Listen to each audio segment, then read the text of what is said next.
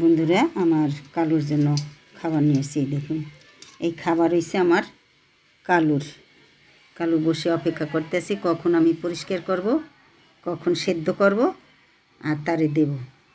কালু, এটা কার? এটা কার? তোমার? যতক্ষণ না দেব ততক্ষণ কিন্তু সে ধরবে না, ওই চুপচাপ বসে দেখবে। তো বাজার নিয়ে আসছি, কাঁচা বাজার।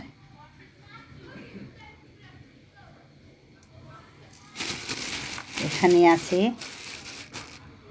মাংস,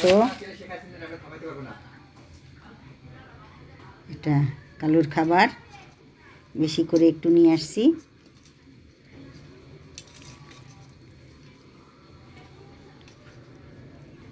আচ্ছা, তা তুমি দেখো, ঠিক আছে? আমি রেডি করি তোমার জন্য, তুমি বসে থাকো।